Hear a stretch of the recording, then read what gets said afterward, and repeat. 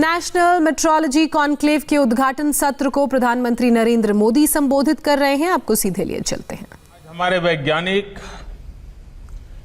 National atomic time scale और भारतीय निर्देशक द्रव्य प्रणाली राष्ट्र को समर्पित कर रहे हैं और साथ ही देश की पहली नेशनल एनवायरमेंटल स्टैंडर्ड लेबोरेटरी का शिलान्यास भी हुआ है। नए दशक में ये शुभारंभ देश का गौरव बढ़ाने वाले हैं। साथियों, नया साल अपने साथ एक और बड़ी उपलब्धि लेकर आया है। भारत के वैज्ञानिकों ने एक नहीं दो made in India Covid vaccine विकसित करने में सफलता पाई है। भारत में दुनिया का सबसे बड़ा कोविड वैक्सीन प्रोग्राम भी शुरू होने जा रहा है। इसके लिए देश को अपने वैज्ञानिकों के योगदान पर बहुत गर्व है। हर देशवासी आप सभी वैज्ञानिकों का, टेक्नीशियनों का, सबका कृतज्ञ है। साथियों, आज उस समय को भी याद करने का दिन है जब हमारे वैज्ञानिक संस्थानों ने, आप सब ने कोरोना से मुकाबले के लिए वैक्सीन को विकसित करने के लिए दिन रात एक कर दिया। सीएसआईआर समेत अन्य संस्थानों ने एक साथ आकर हर चुनौती का सामना किया, नई नई परिस्थितियों के समाधान तलाशे। आपके इस समर्पण से आज देश में अपने इन साइंस इंस्टीट्यूशंस के प्रति जागरूकता और सम्मान का एक नया भाव पैदा हुआ है। हमारे युवा आज सीएसआईआर जैसे संस्थानों के बारे में और ज्यादा जानना समझना चाह रहे हैं। इसलिए मैं चाहूंगा कि सीएसआईआर के वैज्ञानिक देश के ज्यादा से ज्यादा स्कूलों के साथ, छात्र छात्राओं के साथ संवाद करें। कोरोना काल के अपने अनुभवों को और इस शोध क्षेत्र में किए गए कामों को नई पीढ़ी से साझा करें। इससे आने वाले कल में आपको युवा वैज्ञानिकों की नई पीढ़ी तैयार करने में, उन्हें प्रेरित करने में बड़ी मदद मिलेगी। साथियों, थोड़ी देर पहले 7.5 दशक की आपकी उपलब्धियों का यहां जिक्र हुआ है। इन वर्षों में इस संस्थान की अनेक महान विभूतियों ने देश की उत्तम से उत्तम सेवा की है। यहां से निकले समाधानों ने देश का पथ प्रशस्त किया है। सीएसआईआर, एनपीएल ने देश के विकास के साइंटिफिक एवोल्यूशन और इवैल्यूएशन दोनों में अपना अहम रोल निभाया है। बीते सालों की उपलब्धियां और भविष्य की चुनौतियों पर चर्चा के लिए आज यहां कॉन्क्लेव भी हो रहा है। साथियों, आप जब पीछे देखते हैं तो आपकी शुरुआत गुलामी से बाहर निकले भारत के नवनिर्माण के लिए की गई थी। समय के साथ आपकी भूमिका में और विस्तार हुआ है। अब देश के सामने नए लक्ष्य हैं, नई मंजिलें भी हैं। देश वर्ष 2022 में अपनी स्वतंत्रता के 75 वर्ष पूरे कर रहा है। वर्ष 2047 में 2047 में हमारी आजादी के 100 वर्ष होंगे। इस टाइम पीरियड में हमें आत्मनिर्भर भारत के नए संकल्पों को ध्यान में रखते हुए नए मानकों, नए पैमानों, न्यू स्टैंडर्ड्स, न्यू बेंचमार्क्स को गढ़ने की दिशा में आगे बढ़ना ही है। साथियों, CSIR NPL तो भारत का एक प्रकार से टाइम कीपर है, यानी भारत के समय की देखरेख व्यवस्था आपके ही जिम्मे है।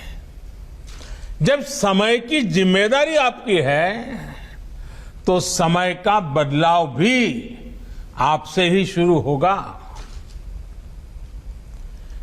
नए समय का, नए भविष्य का निर्माण भी आपसे ही दिशा पाएगा। साथियों, हमारा देश दशकों से क्वालिटी और मेजरमेंट के लिए विदेशी स्टैंडर्ड्स पर निर्भर रहा है, लेकिन इस दशक में भारत को अपने स्टैंडर्ड्स को नई ऊंचाई देनी होगी।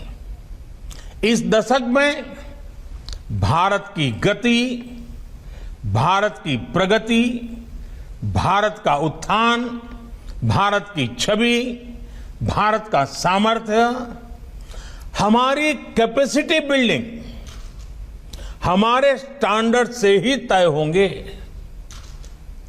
हमारे देश में सर्विसेज की क्वालिटी हो, सरकारी सेक्टर या फिर प्राइवेट सेक्टर में, हमारे देश में प्रोडक्ट्स की क्वालिटी हो, चाहे सरकार बनाए या प्राइवेट सेक्टर, हमारे क्वालिटी स्टैंडर्ड्स ये तय करेंगे कि दुनिया में भारत और भारत के प्रोडक्ट्स की ताकत कितनी ज्यादा बढ़े।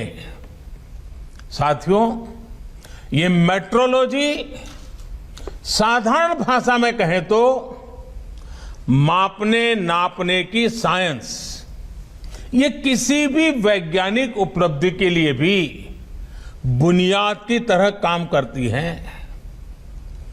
कोई भी रिसर्च माप और नाप के बिना आगे नहीं बढ़ सकती। यहां तक कि हमें अपनी उपलब्धि भी किसी न किसी पैमाने पर मापनी ही पड़ती है।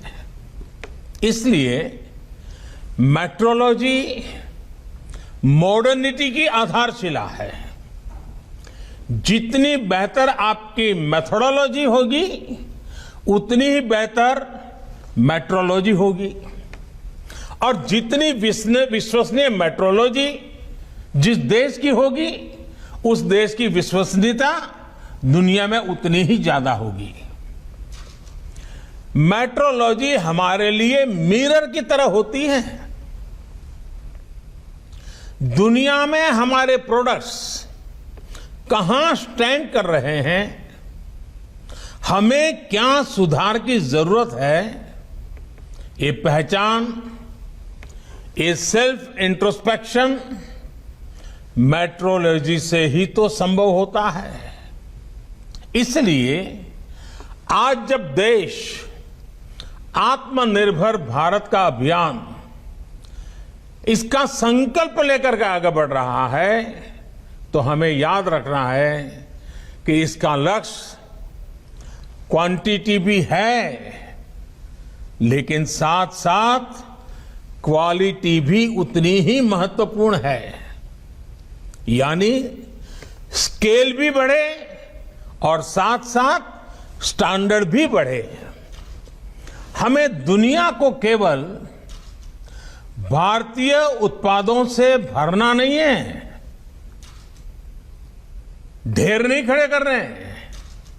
हमें भारतीय उत्पादों को खरीदने वाले हर एक कस्टमर का दिल भी जीतना है और दुनिया के हर कोने में दिल जीतना है।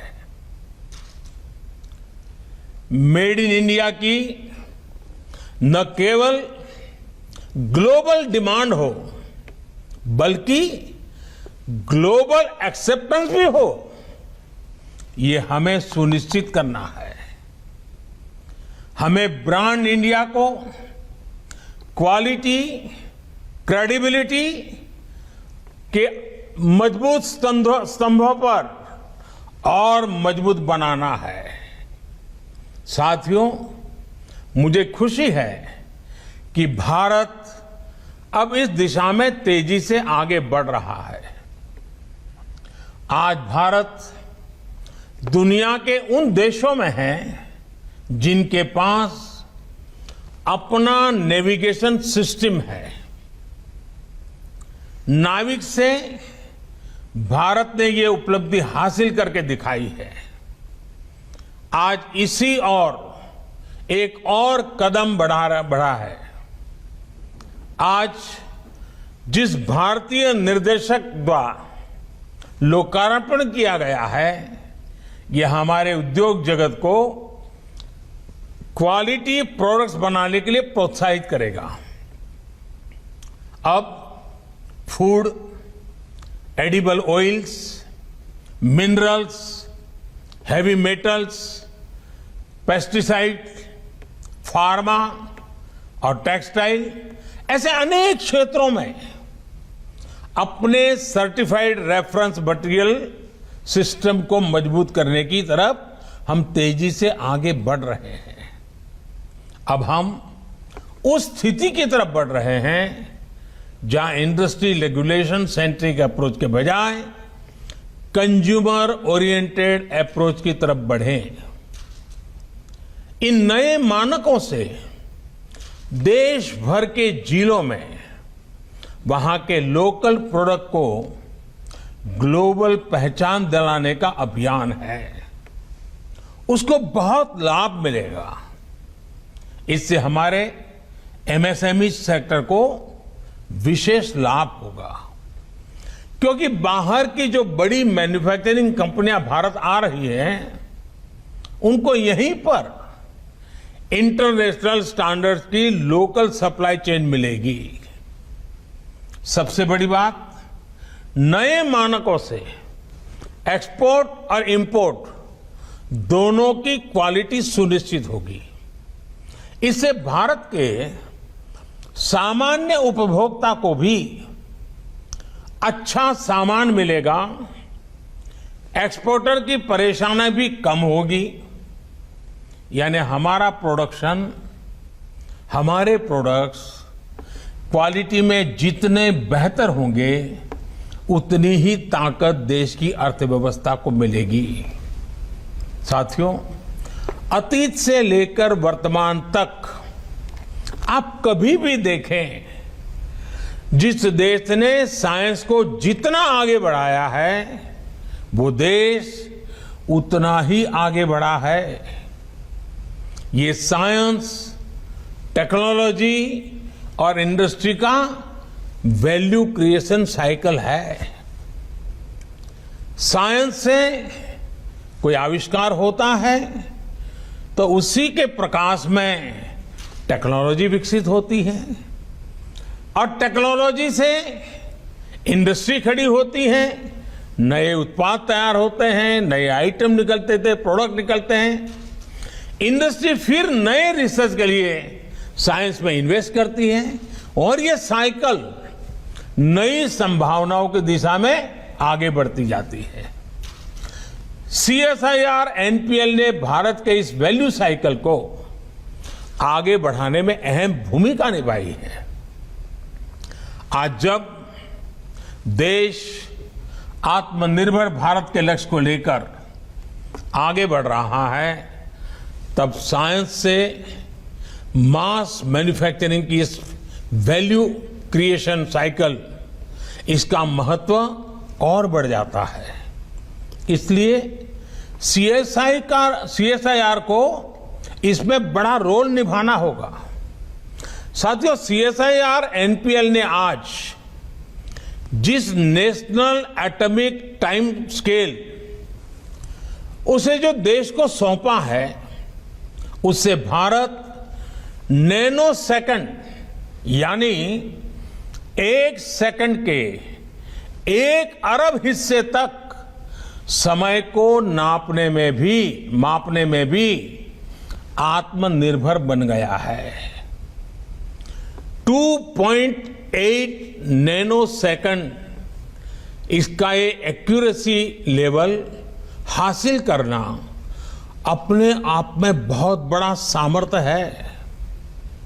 अब इंटरनेशनल स्टैंडर्ड टाइम, उसको हमारा Indian standard time 3 nano second से भी कम की एक्यूरेसी लेवल से मैच कर रहा है। इसमें इसरो सहित हमारे जितने भी संस्थान कटिंग एज टेक्नोलॉजी में काम कर रहे हैं, उनको बहुत मदद मिलने वाली है। इससे banking, railway, defence, health, telecom, weather forecast, disaster management, अनगिनत सेक्टर से जुड़ी आधुनिक टेक्नोलॉजी में ये बहुत मदद मिलेगी। इतना ही नहीं, ये इंडस्ट्री, हम जो इंडस्ट्री 4.0 की बात करते हैं, उस इंडस्ट्री 4.0 के लिए भी भारत की भूमिका को सशक्त करेगा। साथियों, आज का भारत पर्यावरण की दिशा में दुनिया का नेतृत्व करने की तरफ बढ़ रहा है, लेकिन एयर क्वालिटी और एमिशन को मापने की टेक्नोलॉजी से लेकर टूल्स तक हम दूसरों पर निर्भर रहे हैं। आज इसमें भी आत्मनिर्भरता के लिए हमने एक बड़ा कदम उठाया है। इससे भारत में प्रदूषण से निपटने के लिए ज्यादा सस्ते और प्रभावी सिस्टम तो विकसित ही होंगे, साथ में एयर क्वालिटी और एमिशन से जुड़ी टेक्नोलॉजी के ग्लोबल मार्केट में भी भारत की हिस्सेदारी बढ़ जाएगी। हमारे वैज्ञानिकों के ही सतत प्रयासों से भारत आज ये उपलब्धि हासिल कर रहा है। साथियों, किसी भी प्रगतिशील समाज में रिसर्च जीवन का एक सहज स्वभाव भी होता है और सहज प्रक्रिया भी होती है। रिसर्च के प्रभाव कॉमर्शियल भी होते हैं, सोशल भी होते हैं, और रिसर्च हमारे ज्ञान को, हमारी समझ को विस्तार देने के लिए भी काम आती है। कई बार रिसर्च करते समय यह अंदाजा नहीं होता है कि फाइनल गोल के अलावा भी वो और किस दिशा में जाएगी, भविष्य में वो और किस काम आएगी। लेकिन इतना तय है कि रिसर्च ज्ञान का नया अध्याय कभी भी व्यर्थ नहीं जाता है। हमारे यहां शास्त्रों में जैसे कहा है ना, आत्मा कभी मरती नहीं है। मैं मानता हूं रिसर्च भी कभी मरती नहीं है। इसलिए मैं ऐसे कितने ही उदाहरण हैं, फादर ऑफ जेनेटिक्स मेंडल के काम को पहचान कब मिली? उनके जाने के बाद मिली। निकोला टेस्ला के काम का पोटेंशियल भी काफी बाद में दुनिया पूरी तरह समझी। कई रिसर्च हम जिस दिशा में, जिस उद्देश्य के लिए कर रहे होते हैं, वो पूरा नहीं होता, लेकिन वही रिसर्च किसी दूसरे सेक्टर में पाथ ब्रेकिंग हो जाती है। उदाहरण के तौर पर देखिए, जगदीश चंद्र बोस जी ने कोलकाता के प्रेसिडेंसी कॉलेज में माइक्रोवेव के सिद्धांत को प्रस्तुत किया था। सर बोस उनके कॉमर्शियल इस्तेमाल की दिशा में नहीं बढ़े, लेकिन आज रेडियो कम्युनिकेशन सिस्टम उसी सिद्धांत पर खड़ा है। विश्व युद्ध के समय जो रिसर्च युद्ध के लिए था या सैनिकों को बचाने के लिए हुई, बाद में उन्होंने ही अलग अलग सेक्टर्स को रिवॉल्यूशनाइज कर दिया। ड्रोन्स भी पहले युद्ध के लिए ही बनाए गए थे, लेकिन आज ड्रोन से फोटोशूट भी हो रहा है और सामान की डिलीवरी भी हो रही है। इसलिए आज ये जरूरी है कि हमारे वैज्ञानिक, हमारे खासकर युवा वैज्ञानिक रिसर्च के क्रॉस यूटिलाइजेशन की हर संभावना को एक्सप्लोर करें। उनके सेक्टर से बाहर उनकी रिसर्च को कैसे प्रयोग हो सकता है, ये सोच हमेशा रहनी चाहिए। साथियों, आपकी छोटी सी रिसर्च कैसे दुनिया का भविष्य बदल सकती है, कई उदाहरण हैं दुनिया में। अगर बिजली का उदाहरण ले ले, आज जीवन का कोई ऐसा हिस्सा नहीं है, कोई पहलू नहीं है जहां बिजली के बिना गुजारा हो सके। ट्रांसपोर्टेशन हो, कम्युनिकेशन हो, इंडस्ट्री हो या फिर रोजमर्रा का जीवन, सब कुछ बिजली से जुड़ा हुआ है। एक सेमीकंडक्टर के आविष्कार ने दुनिया इतनी बदल गई है। एक डिजिटल क्रांति ने हमारे जीवन को कितना एनरिच कर दिया है। ऐसी कितनी ही संभावनाएं इस नए भविष्य में हमारे युवा रिसर्चर के सामने पड़ी है। आने वाला भविष्य आज से बिल्कुल अलग होगा और इस दिशा में वो एक रिसर्च, वो एक आविष्कार आप ही को करना है। पिछले 6 सालों में देश ने इसके लिए नए सिरे से फ्यूचर रेडी इकोसिस्टम बनाने की दिशा में काम किया है। आज भारत ग्लोबल इनोवेशन रैंकिंग में दुनिया के टॉप 50 देशों में पहुंच गया है। देश में आज बेसिक रिसर्च पर भी जोर दिया जा रहा है और peer reviewed science and engineering publications की संख्या में भारत दुनिया के टॉप 3 देशों में है। आज भारत में इंडस्ट्री और इंस्टीट्यूशंस के बीच कोलैबोरेशन भी मजबूत किया जा रहा है। दुनिया की बड़ी बड़ी कंपनियां भी भारत में अपने रिसर्च सेंटर और फैसिलिटीज स्थापित कर रही है।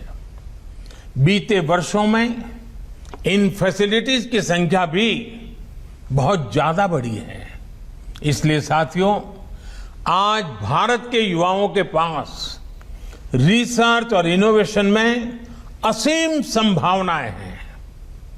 लेकिन आज हमारे लिए जितना इनोवेशन क्रिटिकल है, उतना ही महत्वपूर्ण है इनोवेशन को इंस्टीट्यूशनलाइज करना। ये कैसे हो, इंटेलेक्चुअल प्रॉपर्टी की सुरक्षा कैसे हो, ये भी आज हमारे युवाओं को सिखाना है। हमें ये याद रखना है कि हमारे जितने पेटेंट्स होंगे, उनकी यूटिलिटी हमारे इन पेटेंट्स की होगी। हमारी रिसर्च जितने सेक्टर्स में लीड करेगी, उतनी ही आपकी पहचान मजबूत होगी, उतना ही ब्रांड इंडिया मजबूत होगा।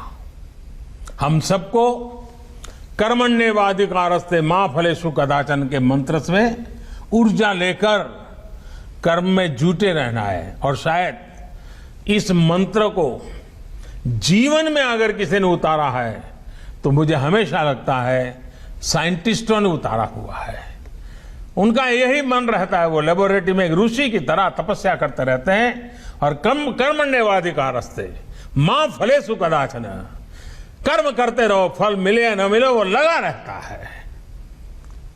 आप सिर्फ भारत की साइंस और टेक्नोलॉजी के एक कर्मयोगी नहीं है, बल्कि आप 130 करोड़ से ज्यादा भारतीयों की आशा और अपेक्षाओं की पूर्ति के भी साधक हैं। आप सफल होते रहें, इसी कामना के साथ आपको नए साल की फिर से बहुत बहुत शुभकामनाएं देता हूं। बहुत बहुत धन्यवाद। धन्यवाद प्रधानमंत्री जी आपका। नेशनल मेट्रोलॉजी कॉन्क्लेव में प्रधानमंत्री नरेंद्र मोदी संबोधित कर रहे थे। आपने प्रधानमंत्री नरेंद्र मोदी को सुना। इस दौरान उन्होंने कई अहम बातें कही और सबसे बड़ी बात ये कि जो देश के साइंटिस्ट होते हैं वो फल की चिंता नहीं करते, काम करते रहते हैं। आपको बता दें कि आज का उनका ये संबोधन कई मायनों में अहम था।